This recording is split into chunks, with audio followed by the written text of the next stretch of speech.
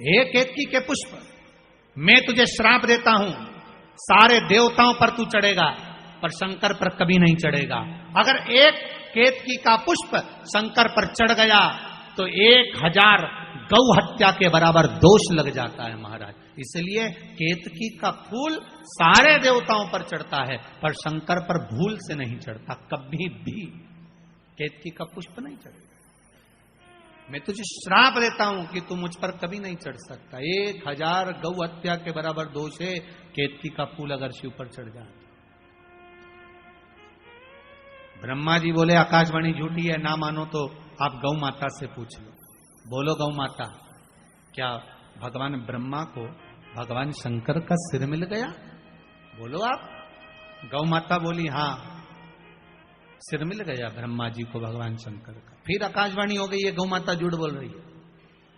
भगवान शंकर ने कहा गौ माता तू जगत की मां होकर झूठ बोलती है, मैं तुझे श्राप देता हूं गौ माता, तेरा पूरा शरीर पूजा जाएगा पर तेरा मुख अपूज्य माना जाएगा। तो झूठ बोली है, तेरा ये मुख अपूज्य होगा। गाय का पूरा शरीर पूज्य है और गाय का मुख अपूज्य है। हिंदू धर्म में कन्यादान, वस्त्रदान, अन्नदान, स्वर्णदान, भूमि दान, मुद्रा दान, जितने दान होते हैं सब सामने से होते हैं। हिंदू धर्म में केवल एक दान ऐसा है, गौ दान, जो गाय की पूंछ पकड़कर करना पड़ता है।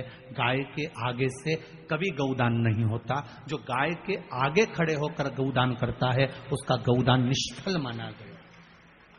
हिंदू धर्म में केवल एक दान ऐसा है जो गाय के पीछे से पूंछ पकड़कर करना पड़ता है। हिंदू धर्म में सारी परिक्रमा आगे से, पीपल की परिक्रमा आगे से, मंदिर की परिक्रमा आगे से, माता पिता की परिक्रमा आगे से, गुरुजन की परिक्रमा आगे से, तीर्थ की परिक्रमा आगे से। पर हिंदू धर्म में एक परिक्रमा ऐसी है जो पीछे से चालू होकर पीछे विराम होती है, वो गौ माता की परिक्रमा है। गाय की पूंछ से चालू होकर पूंछ पर विराम होती है, क्योंकि इसने झूठ बोल दिया। और केवल एक बार झूठ नहीं बोला है गौ माता ने, 2 बार बोला। राम जी जब बन गए फाल्गु नदी के तट पर भी गौ माता ने झूठ बोल दिया। सीता जी का श्राप लग गया, तुम झूठ बोलो। इसीलिए हमारे हिंदू धर्म में ऐसा नियम है, गौ माता के लिए अलग से पात्र रखा जाता है।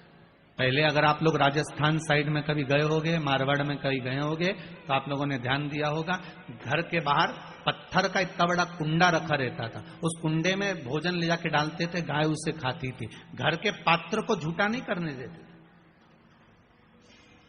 घर के पात्र को झूठा नहीं करने देते, क्योंकि वो पात्र अगर गौ माता झूठा कर देती थी, फिर उसमें गंगा जल भरकर रखो, 7 बार अग्नि में तपाओ, फिर 3 बार गंगा जल भरकर रखो, तब वो पात्र घर में कार्य लेते थे, पर भगवान की सेवा में नहीं जाता था, क्योंकि झूठ बोली है,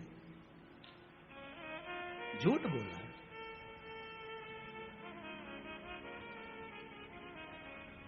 और देखिए वही गौ माता जिसने झूठ बोला, वही गौ माता शंकर से बाद में निवेदन करती है कि दुनिया के लोग मुझे पूछेंगे नहीं, आप कृपा कर दो।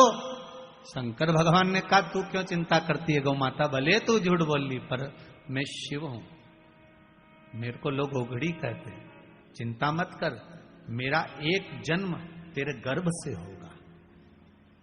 गौ माता तेरे गर्भ से जन्म लूंगा, तू क्यों चिंता करती है।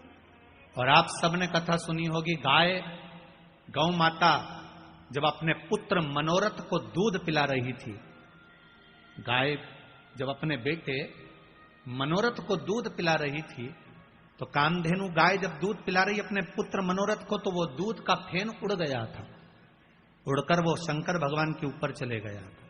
शिव जी के ऊपर जैसे गाय के दूध का फेन गया, झूठा फेन चले गया, जाते से ही शंकर भगवान उठकर खड़े हो गए।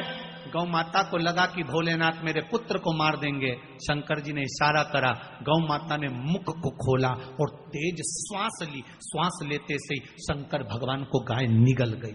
शिव जी गौ माता के पेट में जाकर बैठ गए। 7 रात्रि तक भगवान शंकर गौ माता के पेट में बैठे रहे।